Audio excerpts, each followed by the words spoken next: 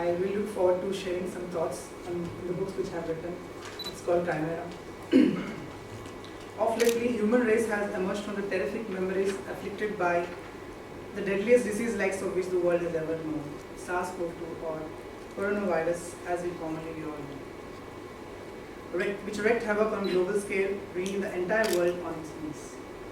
Nobody had ever imagined that it would sweep the world with such a devastating effect, bringing tribulations of greatest degree to mankind and causing millions of deaths and leaving billions jobless, impoverished, taking away their livelihood in its wake. But eventually, we emerged from its grips, rising like phoenix from the ashes, and that is the destiny of mankind. And we will continue to overpower, come what may our way. We have programmed to that end.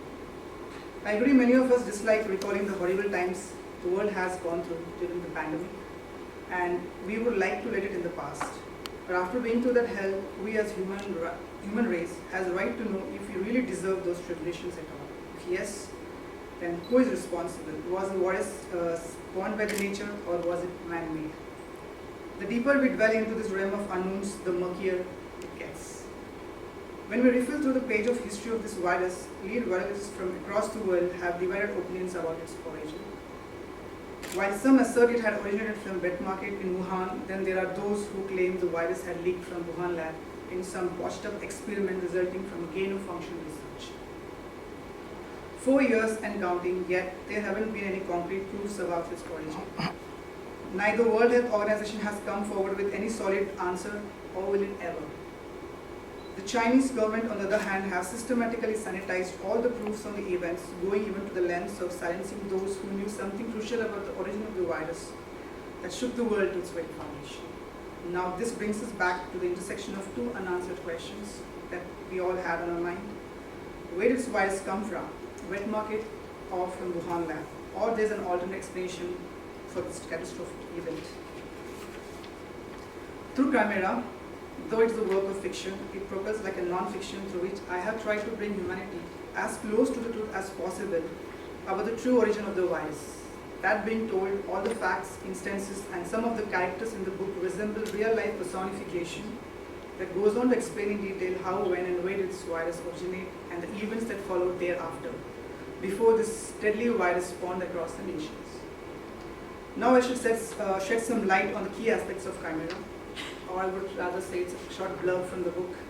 As the world continued to reel under the devastating effects of SARS-CoV-2, the Director General of World Health Organization receives a disturbing code in his inbox from an unknown source from somewhere in China, a code that holds clue to the true origin of virus. He summons CBI officer Jake Stevens, the protagonist of my book, on a clandestine mission to China, and he has only 24 hours on the Chinese soil to uncover the truth. And he has got the code to decipher and to unlock a trail of clues that leads him to Wuhan Museum, where an uncanny museum exhibit, apart from holding potential revealing of the true origin of virus, also holds clue to antidote for the virus. But he is not alone in the quest. He has got an elegant museum docent, Yuan Lu, the female protagonist, on his side, who joins forces with him on this perilous quest. And there are those who will stop at nothing to keep them from uncovering the biggest cover-up in the human history. In a race against time, navigating the gloomy wet market to highly secured BSL-4 laboratory in Wuhan, Jake and Yuan Lu must evade a dangerous wildlife trade syndicate and ruthless Chinese police force, ultimately coming face to face with a shocking revelation about mankind's evolutionary past that will not only rewrite the scientific history of the evolution of the virus, but also threaten the very existence of human race. Some of the key facts this book touches upon are, according to the official reports, first ever case of coronavirus in India was from Kerala, reported in the last week of Jan 2021. But in my research, again after digging through several records in the renowned hospitals in Bangalore, as I come from Bangalore, I met some doctors who revealed me that this virus was stealthily spreading across Indians as early as the last week of September 2020. Which is again 3 full months before the official case was reported. This again raises serious concerns over the Chinese claims that the first case was reported in last week of December, which means the Chinese government was blatantly selling lies to the world, and we fell for their narratives. Last on the list is why Chimera is an idle for screen adaptation.